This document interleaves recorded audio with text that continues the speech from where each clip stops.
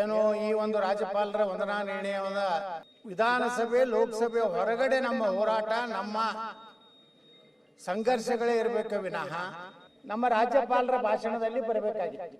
ಅಧ್ಯಕ್ಷರೇ, ಇವತ್ತು ನಮ್ಮ ಸರ್ಕಾರ, ಯಾಕಂದ್ರೆ ನಮ್ಮ ಸರ್ಕಾರ ಅಂತ ಹೇಳ್ತೇನೆ, ನೇರವಾಗಿ ಕೇಂದ್ರ ಸರ್ಕಾರವನ್ನ ಟೀಕೆ ಮಾಡುವುದನ್ನು ಬಿಟ್ರೆ, ಕೇಂದ್ರ ಸರ್ಕಾರ ಮಲತಾಯಿ ಧೋರಣೆ ಮಾಡ್ತಾ ಇದೆ. ಕೇಂದ್ರ ಸರ್ಕಾರ ನಮ್ಮ ಪಾಲಿನ ಹಣವನ್ನ ಕೊಡ್ತಾ ಇಲ್ಲ, GST ಇರ್ಬೋದು, ಇನ್ಕಮ್ ಟ್ಯಾಕ್ಸ್ ಅದರ ಪ್ರಕಾರ ಹಣ ಕೊಡ್ತಾ ಇಲ್ಲ ಅನ್ನೋಂತ ಆರೋಪವನ್ನು ಯಾವಾಗಲೂ ಈ ಎರಡೂ ಸರ್ಕಾರಗಳಲ್ಲಿ 10 ವರ್ಷದಲ್ಲಿ ಎಷ್ಟು ಕರ್ನಾಟಕಕ್ಕೆ ಹಣ ಬಂದಿದೆ. ಇವತ್ತೊಂದು ಸರ್ವೆ ಮಾಡಿದ್ದಾರೆ ಅಧ್ಯಕ್ಷರು, ಇವತ್ತೇ ಬಂದಿದೆ ಪತ್ರಿಕೆಯಲ್ಲಿ.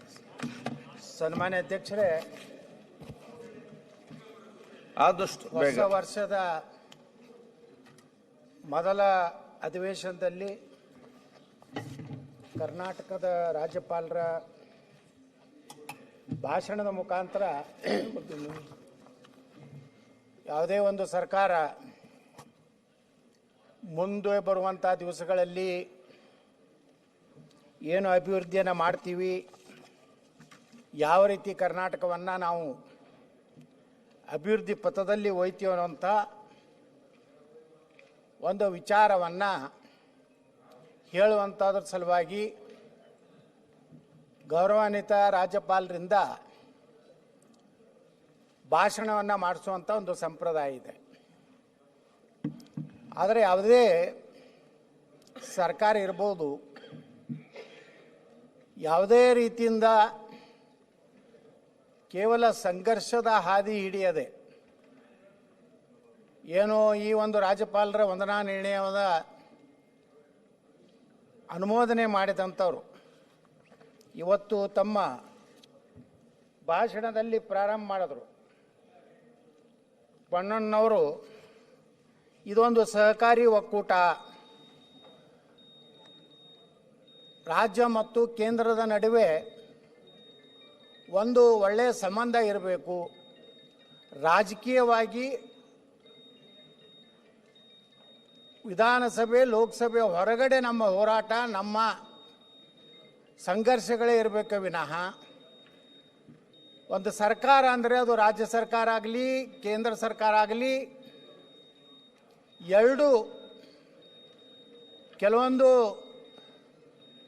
ಸಮಸ್ಯೆಗಳಿದ್ದರೂ ಸಹ ಅದನ್ನು ಯಾವ ಮಟ್ಟದಲ್ಲಿ ಚರ್ಚೆ ಮಾಡಬೇಕು, ಯಾವ ಮಟ್ಟದಲ್ಲಿ ಅದನ್ನು ಸಮಸ್ಯೆಗಳನ್ನು ಪರಿಹಾರ ಮಾಡಿಕೊಳ್ಳಬೇಕು ಅನ್ನುವಂಥ ಒಂದು ಚರ್ಚೆ, ಆರೋಗ್ಯಕರವಾದಂಥ ಚರ್ಚೆ ನಮ್ಮ ರಾಜ್ಯಪಾಲರ ಭಾಷಣದಲ್ಲಿ ಬರಬೇಕಾಗಿತ್ತು. ಅಧ್ಯಕ್ಷರೇ, ಇವತ್ತು ನಮ್ಮ ಸರ್ಕಾರ, ಯಾಕಂದ್ರೆ ನಮ್ಮ ಸರ್ಕಾರ ಅಂತ ಹೇಳ್ತೇನೆ, ಸರ್ಕಾರ ಏನು ನಮ್ಮ ರಾಜ್ಯಪಾಲರಿಂದ ಇವತ್ತು ಭಾಷಣವನ್ನು ಮಾಡಿಸಿದೆ, ಆ ಭಾಷಣದಲ್ಲಿ ನೇರವಾಗಿ ಕೇಂದ್ರ ಸರ್ಕಾರವನ್ನು ಟೀಕೆ ಮಾಡುವುದನ್ನು ಬಿಟ್ಟರೆ, ಗ್ಯಾರಂಟಿಗಳನ್ನು ಹೇಳಿದ್ದನ್ನೇ ಹೇಳ್ಕೊಂಡು ಹೋಗೋದು ಬಿಟ್ಟರೆ, ಈ ರಾಜ್ಯದಲ್ಲಿ ಒಂದು ಅಭಿವೃದ್ಧಿಯ ಸಂಕೇತಗಳನ್ನು ಕೊಡದೆ ಕೇವಲ ಒಂದು ರೀತಿಯ ಘರ್ಷಣೆಯ ಹಾದಿಯಲ್ಲಿ ರಾಜ್ಯ ಮತ್ತು ಕೇಂದ್ರ ಸರ್ಕಾರದ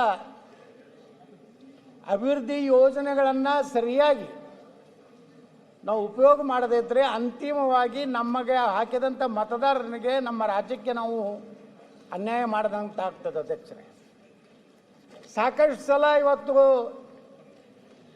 ಕೇಂದ್ರ ಸರ್ಕಾರ ಮಲತಾಯಿ ಧೋರಣೆ ಮಾಡ್ತಾ ಇದೆ.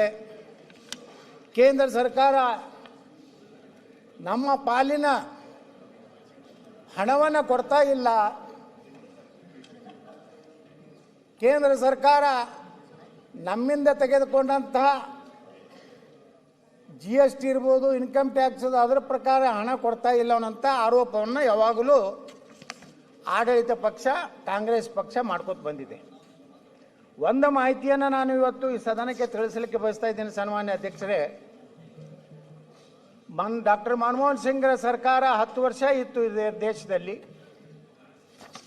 ಅದರ ನಂತರ ಸನ್ಮಾನ್ಯ ನರೇಂದ್ರ ಮೋದಿಯವರ ಸರ್ಕಾರ 2014ರಿಂದ 2024 ಈ ಎರಡೂ ಸರ್ಕಾರಗಳಲ್ಲಿ 10 ವರ್ಷದಲ್ಲಿ ಎಷ್ಟು ಕರ್ನಾಟಕಕ್ಕೆ ಹಣ ಬಂದಿದೆ. ಇವತ್ತು ಡಾಕ್ಟರ್ ಮನಮೋಹನ್ ಸಿಂಗ್ ಸರ್ಕಾರ ಇದ್ದಂಥ ಕಾಲದಲ್ಲಿ ತೆರಿಗೆ ಪಾಲು ಟ್ಯಾಕ್ಸ್ ಡಿವಲ್ಯೂಷನ್ ಬಂದಿದ್ದು 81,795 ಕೋಟಿ. ಗ್ರಾಂಟ್ಸ್ ಇನ್ ಏಡ್ 60,779 ಕೋಟಿ. ಅಂದರೆ ಅಧ್ಯಕ್ಷರೇ 10 ವರ್ಷ ಮನಮೋಹನ್ ಸಿಂಗ್ ಸರ್ಕಾರದಲ್ಲಿ 1,42,574 ಕೋಟಿ ರೂಪಾಯಿ ಬಂದಿದೆ. ಅದೇ ನರೇಂದ್ರ ಮೋದಿಯವರ ಸರ್ಕಾರದಲ್ಲಿ 2014ರಿಂದ 2024ರವರೆಗೆ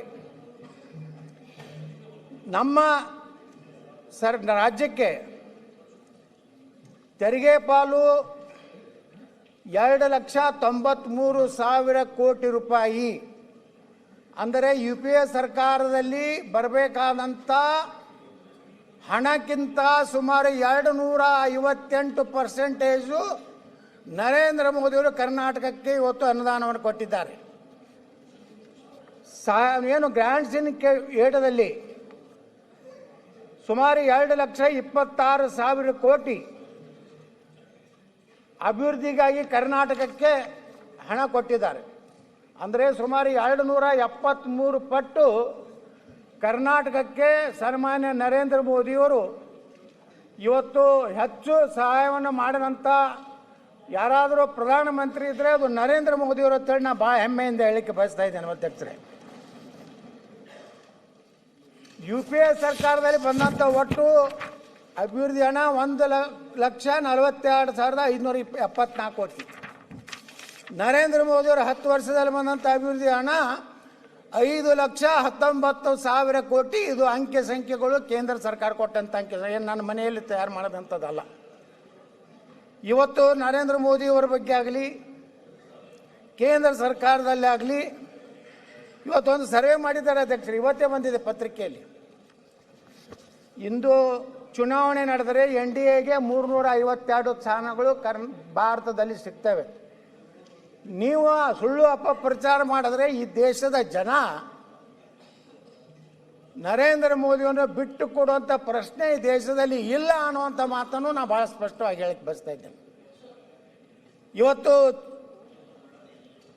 352 ಲೋಕಸಭೆಗಳನ್ನು ಗೆಲ್ಲುವುದರ ಮೂಲಕ ಕಾಂಗ್ರೆಸ್ ಮತ್ತೆ ಕೇವಲ 80 ಸೀಟ್ಗಳು ಗೆಲ್ಲಲಿಕ್ಕೆ ಸಾಧ್ಯ ಇದೆ ಅನ್ನುವಂಥ ಮಾತನ್ನು ಇವತ್ತು ಹೇಳಿದ್ದಾರೆ. ಆದರೆ ಅನೇಕರು ಹೆಚ್ಚಿನ ವಿಡಿಯೋಗಳಿಗೆ ಪ್ರತಿಧ್ವನಿ ಯೂಟ್ಯೂಬ್ ಚಾನೆಲ್ ಸಬ್ಸ್ಕ್ರೈಬ್ ಮಾಡಿ, ಬೆಲ್ ಐಕಾನ್ ಕ್ಲಿಕ್ ಮಾಡಿ.